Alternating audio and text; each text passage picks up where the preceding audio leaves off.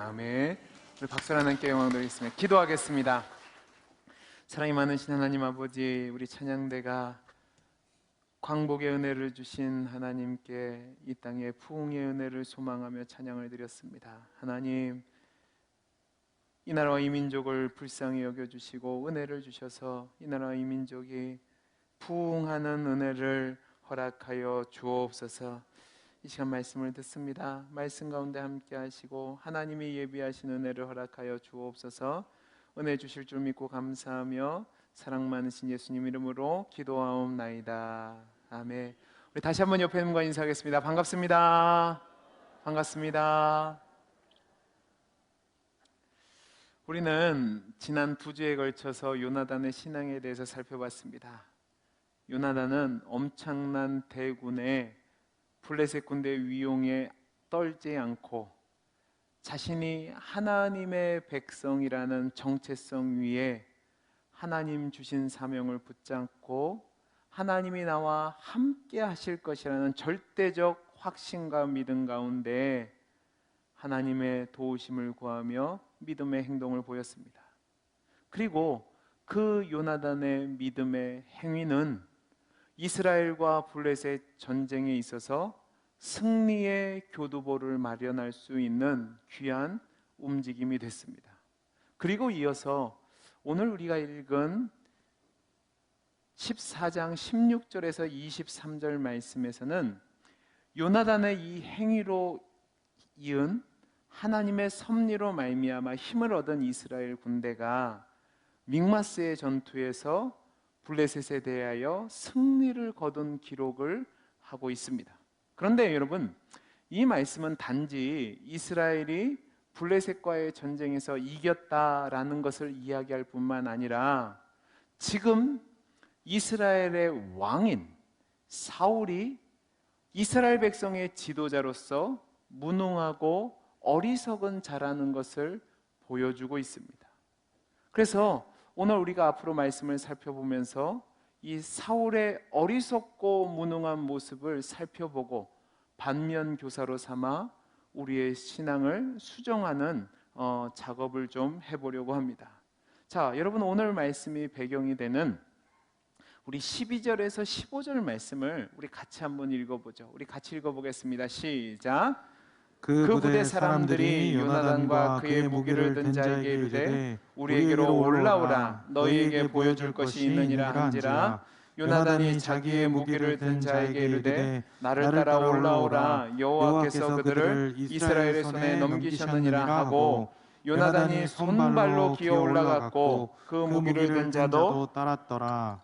블레셋 사람들이 요나단 앞에서 엎드려지매 무기를 든 자가 따라가며 죽였으니 요나단과 그 무기를 든 자가 반나절가리 땅 안에서 처음으로 쳐 죽인 자가 20명 가량이라. 들에 있는 진영과 모든 백성들이 공포에 떨었고 부대와 노략군들도 떨었으며 땅도 진동하였으니 이는 큰 떨림이었더라. 자, 요나단은 자신의 병기 든 자와 함께 블레셋 진영에 갈 때 그냥 무대뽀로 간 것이 아니라 서로 약속을 했습니다. 하나님의 사인에 대한 약속을 했는데 어떤 약속이냐? 만약 블레셋 사람들이 자신들을 발견했을 때 거기 가만히 있으라 하면 도망을 가든지 가만히 있든지 할 것이고, 만약 우리에게로 올라오라고 하면 이것은 하나님이 우리 손에 붙인 거다. 그러니까 올라가서 싸우자라는 약속을 한 거죠.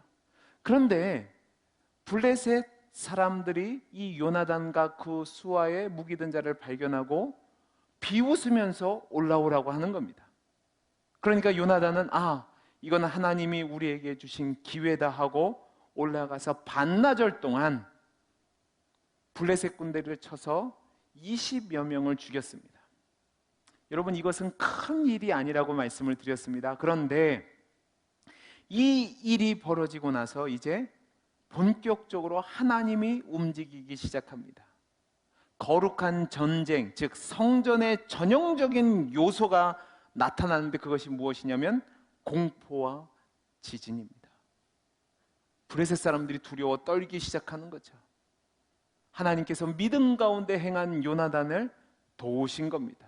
자, 이것이 배경이 되어서 오늘 말씀 16절 17절의 사건이 일어난 겁니다. 자 보세요. 베냐민 기브아에 있는 사울의 파수꾼이 바라본즉 허다한 블레셋 사람들이 무너져 이리저리 흩어지더라. 사울이 자기와 함께한 백성에게 이르되 우리에게서 누가 나갔는지 점호하여 보라 하여 점호한즉 요나단과 그 무기를 든 자가 없어졌더라. 자 보세요. 하나님의 역사로 말미암아 블레셋 진영이 난리가 났습니다. 그리고 이러한 심상치 않은 블레셋 진영의 모습을 기브아에 있었던 사울의 파수꾼이 동태를 살피다가 발견한 겁니다. 그리고 그 혼란스러운 상황을 사울에게 보도를 합니다. 자, 지도를 한번 보시죠.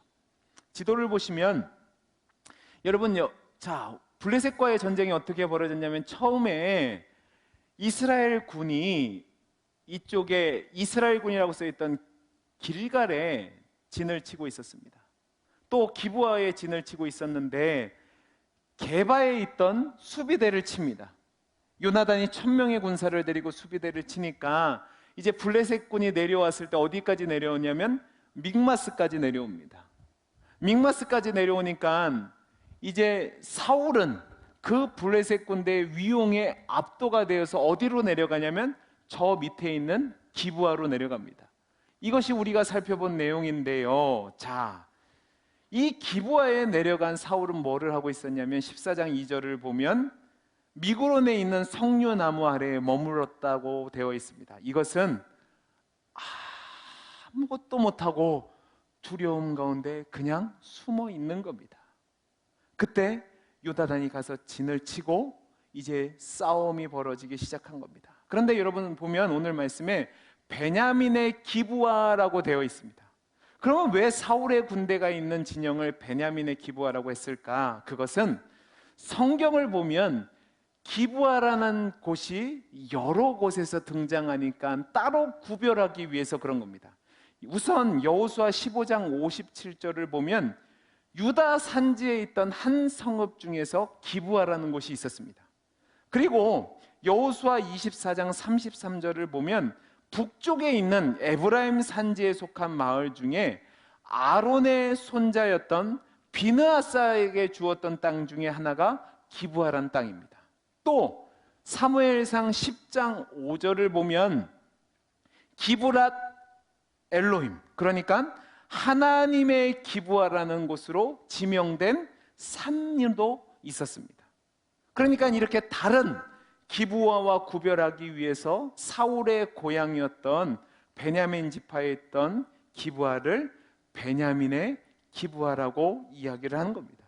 이 베냐민의 기브아에 머물러 있던 사울이 파수꾼을 통해서 블레셋 진영에 큰 혼동이 있다는 것을 들었습니다. 자, 문제는 우리가 그냥 쉽게 넘어간 16절, 17절 말씀 중에서 사울이 이스라엘의 지도자로서 적합하지 않는 무능한 모습이 나타난다는 겁니다. 자, 우리 다시 한번 16절, 17절을 읽어보죠. 시작. 베냐민 기브아에 있는 사울의 파수꾼이 바라본즉 허다한 블레셋 사람들이 무너져 이리저리 흩어지더라. 사울이 자기와 함께한 백성에게 이르되 우리에게서 누가 나갔는지 점호하여 보라 하여 점호한즉 요나단과 그의 무기를 든 자가 없어졌더라. 자 보세요. 지금 블레셋 진영이 난리가 났는데 사울은 그곳에서 무슨 일이 일어났는지를 전혀 알지 못하고 있습니다. 여러분, 우리가 사무엘상 초두에 대세세상이고 사사였던 엘리에 대한 이야기를 살펴본 적이 있습니다. 그 엘리의 특징이 뭐냐면 눈이 어두워서 보지 못한다는 겁니다. 성전에서 눈물로 기도하는 한나라는 여인의 기도가 무슨 내용인지 깨닫지 못했고, 뿐만 아니라 이스라엘의 하나님의 말씀이 희귀하고 이상이 보이지 않는 상황 가운데서 그것도 몰랐습니다.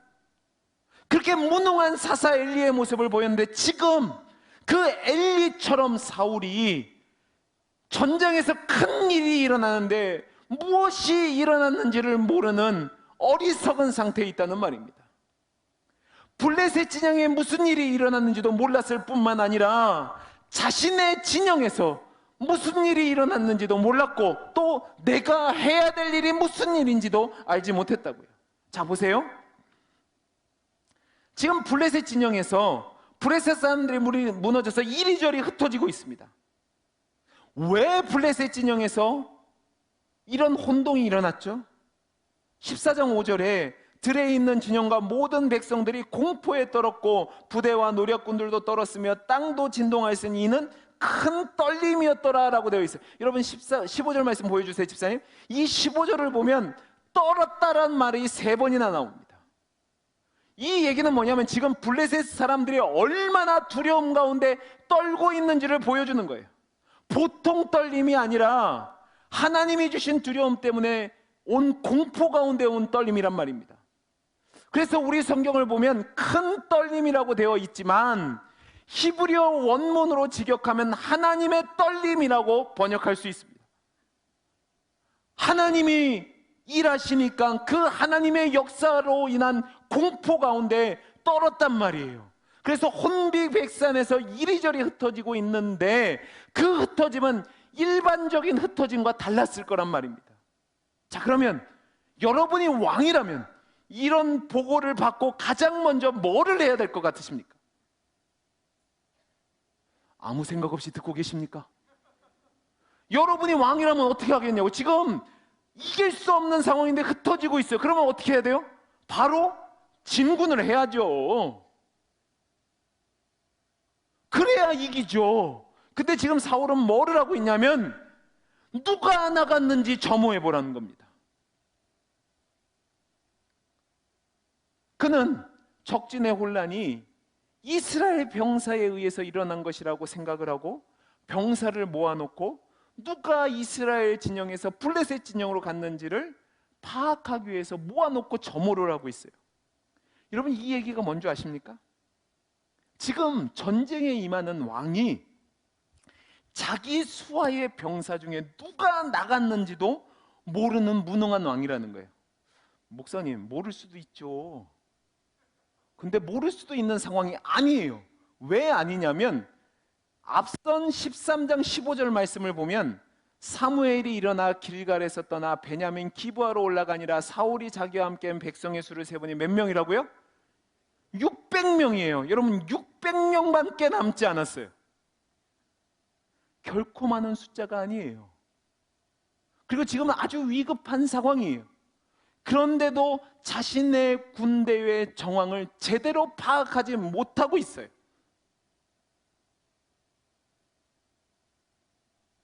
이것은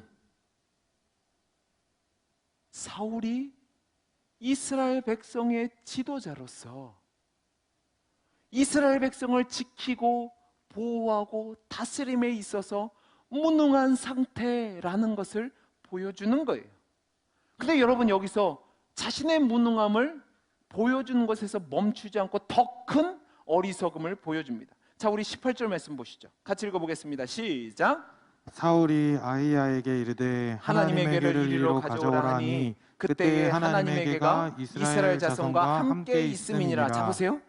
사울은 수소문 끝에 요나단과 그의 병기든 자가 없어졌다는 사실을 알았습니다. 그런데도 곧장 진군하지 않고 이번에는 뭐를 해요? 하나님의 괴를 가져오라고 합니다. 이는 하나님의 말씀을 얻기 위해서 그런데 이 말씀이 나타나게 된 배경은 신명기 20장 1절에서 4절 말씀 때문에 그렇습니다. 들어보시기 바랍니다. 내가 나가서 적군과 싸우려 할 때에 말과 병과 백성이 너보다 많음을 볼지라도 그를 두려워하지 말라. 애굽 땅에서 너를 인도하여 내신데 하나님 여호와께서 너와 함께 하시느니라. 너희가 싸울 곳에 가까이 가면 제사장은 백성에게 나아가서 고하여 그들에게 말하여 이르기를 이스라엘에 들으라. 너희가 오늘 너희의 대적과 싸우려고 나왔으니 마음에 겁내지 말며 두려워하지 말며 떨지 말며 그들로 말미암아 놀라지 말라. 너희 하나님 여호와는 너희와 함께 행하시며 너희를 위하여 너희 적군과 싸우시고 구원하실 것이라 할 것이며. 자, 보세요. 이 말씀을 통해서 보면 이스라엘 군은 전투에 임하기 전에 항상 제사장을 통해서 하나님의 말씀을 들어야 했습니다.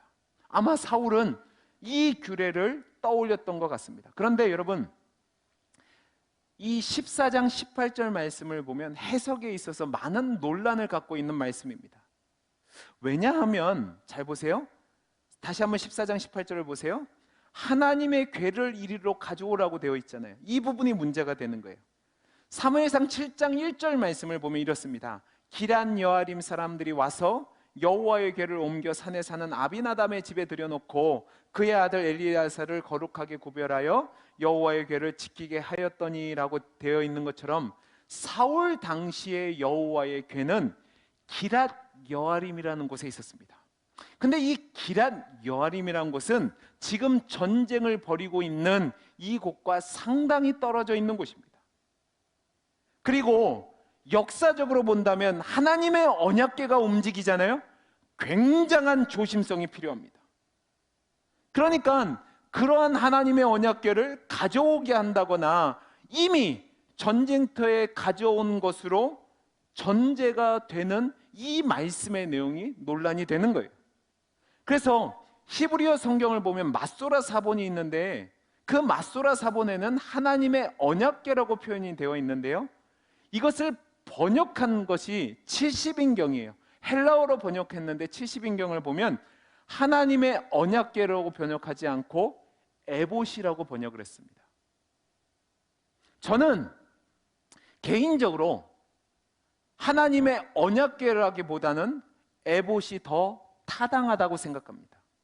왜냐하면 고대 이스라엘의 관습으로 볼 때에도 언약궤보다는 에봇이 타당하기 때문에 그렇습니다.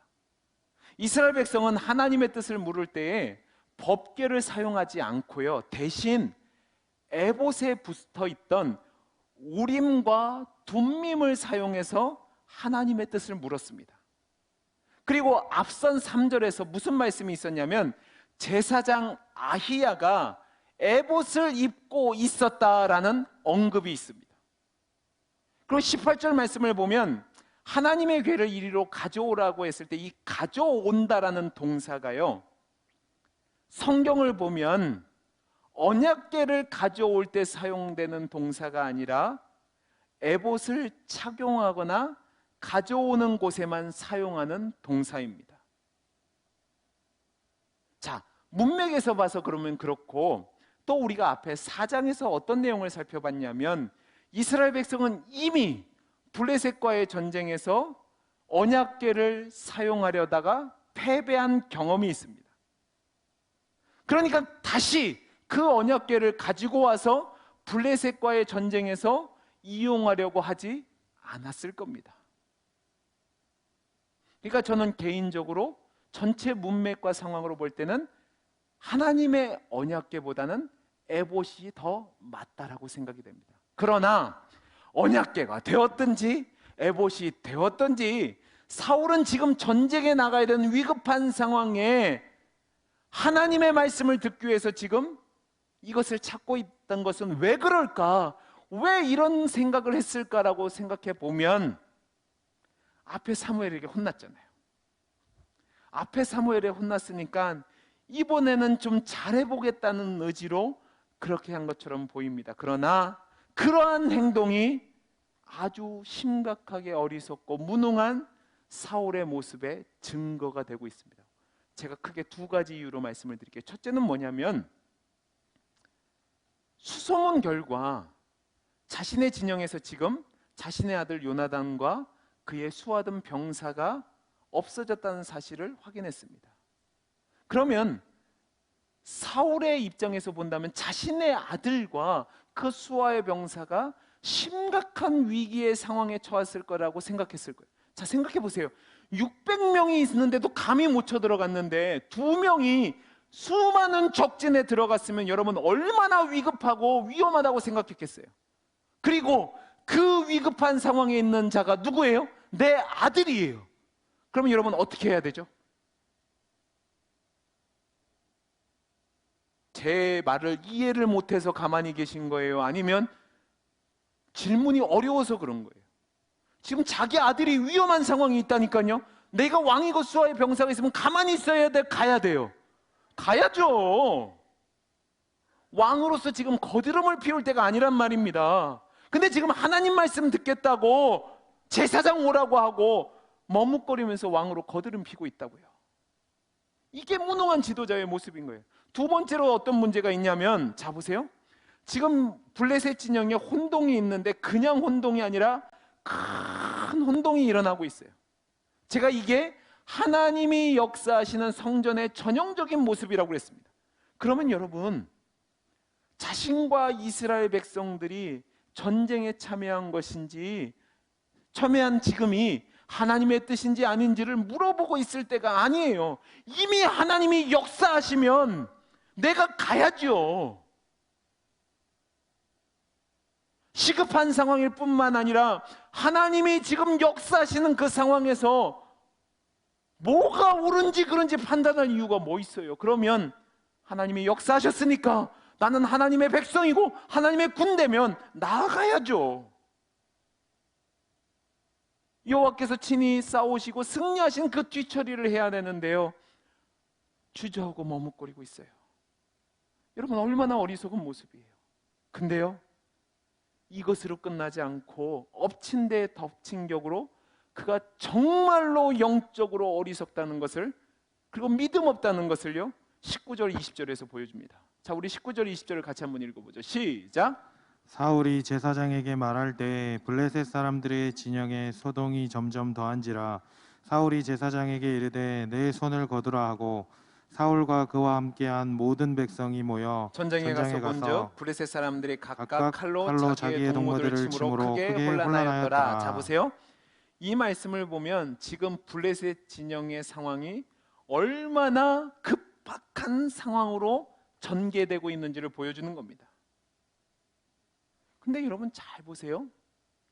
지금 사울은 뭐를 하고 있었냐면, 제사장에게 하나님의 언약궤가 되었든지 에봇이 되었든지 가져오라고 해서 제사장을 통해서 하나님의 뜻을 기다리고 있는 상황이었어요. 다른 말로 제사를 드리고 있었단 말이에요. 근데 블레셋 진영의 소동이 점점 더한다는 얘기를 듣고 어떤 행동을 하냐면 멈춰! 그리고 전쟁으로 뛰어가는 겁니다. 이미 예식이 시작되었는데 99절 말씀을 보면 내 손을 거두라 하고 지금 제사장에 멈춰 하고 전쟁으로 뛰어갔단 말이에요. 13장에서는 어떤 모습을 보였냐면, 사무엘을 기다리지 못하고 망령된 제사를 성급히 드렸던 사울이 지금은 블레셋 진영에서 소동이 더해지니까 하나님의 뜻을 묻는 예배 가운데 멈춰 하고 전쟁터로 뛰어가고 있단 말이에요. 이게 얼마나 사울이 믿음 없는 기회주의자인 자를 보여주는 겁니다. 조금 전만 해도 전쟁에 나가야 되는데 확신이 없으니까 에봇 갖고 와라, 하나님의 언약궤 갖고 와라, 내가 하나님 뜻을 물어보겠다고 거드름 피던 자가 블레셋 진영 안에 소동이 점점 심해지고 승리의 가능성이 높아지니까 하나님 뜻을 물으려고 했던 거 스톱! 하고 뛰어갔단 말이에요. 왜요? 하나님을 의지한 척하다가 어려움이 사라지고 자기가 승리할 것 같으니까 내 명성을 위해서 간 거예요. 이게 바로 사울의 불신앙의 모습입니다. 이스라엘의 왕은 하나님을 이용하는 자리가 아니라 하나님의 종으로 하나님의 말씀을 따라 이스라엘 백성을 하나님 뜻대로 살아가는 인도하는 자인데, 지금 그 모습이 아니라 하나님을 이용해서 내 명예를 취하려고 하고 있다고요. 이것이 하나님의 종으로서, 하나님이 세운 왕으로서의 부족한 모습을 보이는 사울의 모습입니다. 하나님을 신뢰하지 못하고 치명적인 성급함으로 하나님을 무시하고 있는 거죠. 그가 이 모습을 통해서 하나님이 세우신 이스라엘의 지도자로서 부족한 그릇임을 보여주는 겁니다. 그런데 반면 똑같은 위기의 상황이었는데요, 다윗은 다른 모습을 보입니다.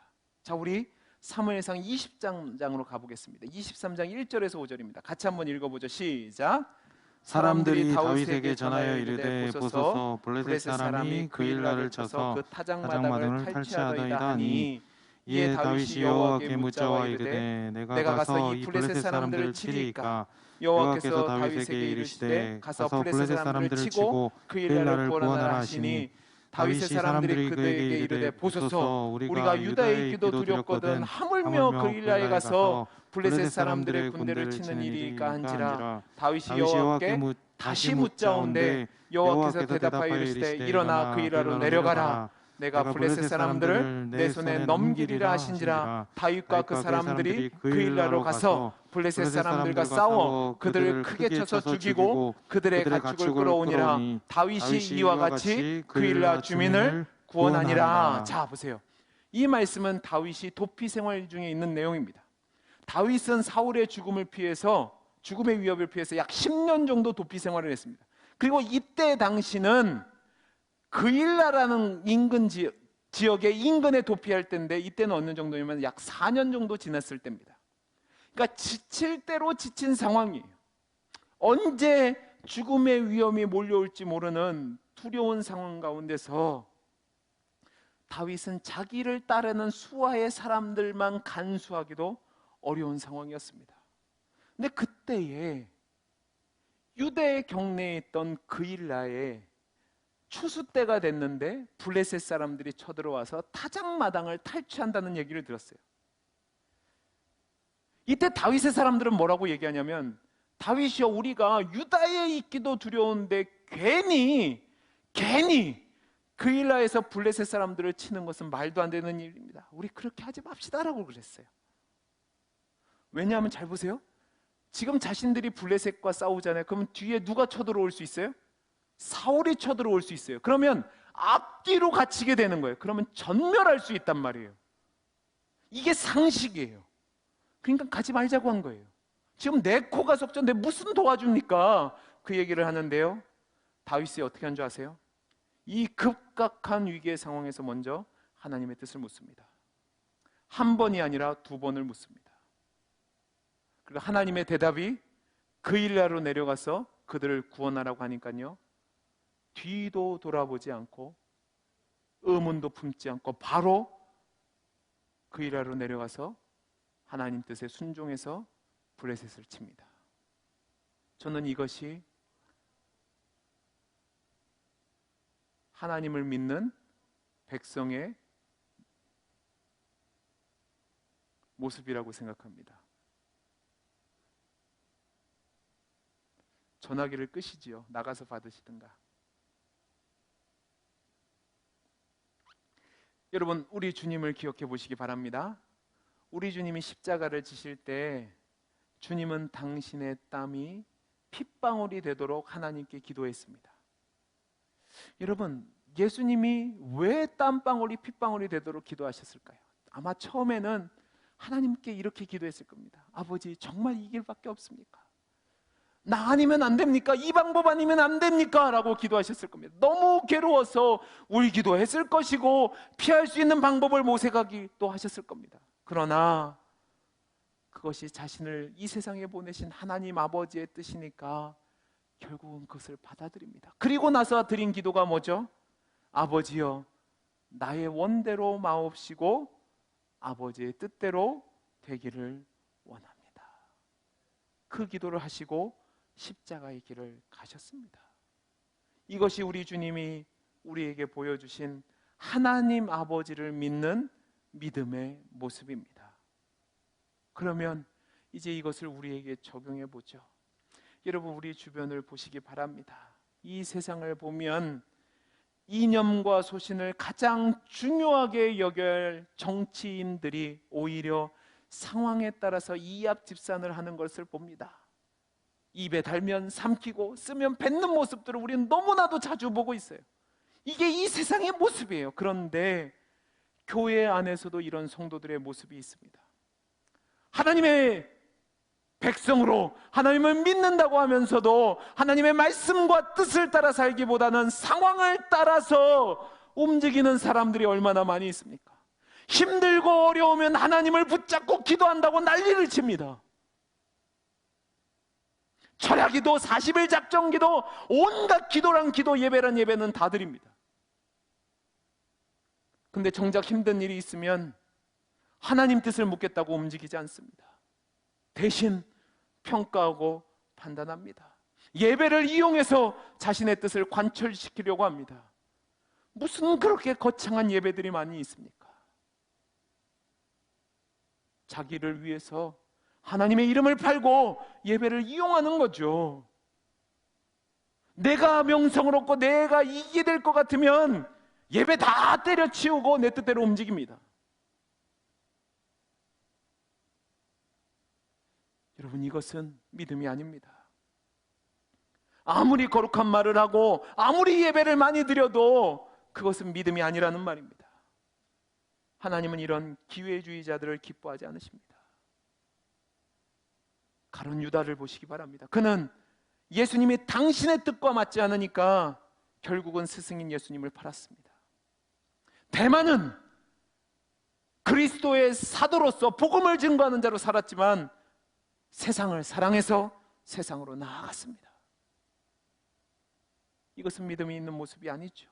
그러나 히브리서에 있는 믿음의 사람들의 모습을 보시기 바랍니다. 세상이 감당하지 못하는 그 믿음의 사람들은 세상에서 승리한 사람들이 아닙니다. 세상에서 성공한 사람들이 아닙니다. 물론 승리한 사람도 성공한 사람도 있죠. 그러나 대부분의 사람들을 보면 이름 없는 자들이었습니다. 가난하고 헐벗고 굶주리고 유리하고 고난당하고 심지어는 생명의 위협을 당하는 자들이었습니다. 그럼에도 불구하고 그들은 하나님의 뜻이라면 그 길을 갔습니다. 왜요? 믿음으로요.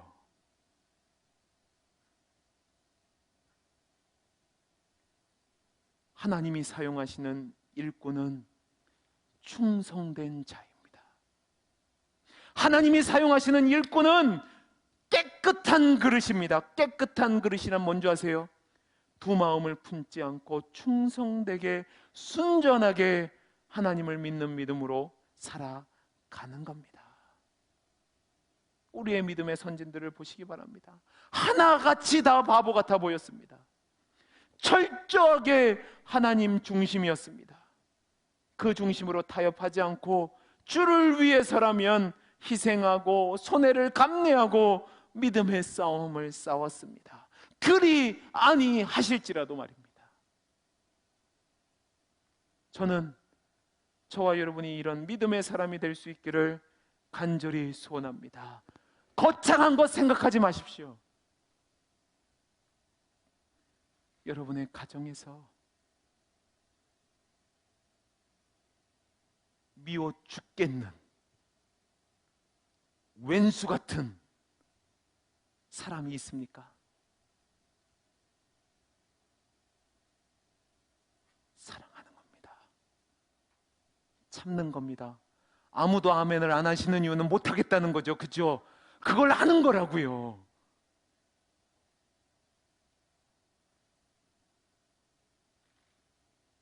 주의 일에는 손해를 본다 할지라도 저 사람이 안 하는데 제가 못하러 합니까? 그런 얘기 하지 마십시오. 저 사람은 저 사람 신앙이고 나는 내 신앙입니다. 하나님 앞에서 살아내는 겁니다. 저는 저와 여러분이 하나님을 이용하려는 자가 아니라 하나님의 일이라면 예전에 어떤 상조에서 광고처럼 묻지도 않고 따지지도 말고 순전한 믿음으로 힘들고 어려워도 주님을 위해서 살아가는, 그래서 하나님께 영광이 되고 하나님이 인정하시고 사용하는 복된 하나님의 사람의 삶, 믿는 자의 삶을 살아가는 저와 여러분이 되기를 간절히 소원합니다. 기도하겠습니다. 사랑이 많으신 하나님 아버지, 바보 같아도 좋습니다. 손해를 봐도 좋습니다. 어리석어 보여도 좋습니다. 그러나 그것이 하나님이 원하시는 뜻이라면 타협하지 않고 주를 위해 믿음의 싸움을 싸우는 우리 모든 성도님들이 되게 해 주옵소서. 은혜 주실 길을 소원하며 사랑 많으신 예수님 이름으로 기도하옵나이다. 아멘. 다 함께 찬송가 407장을 부르시면서 준비하신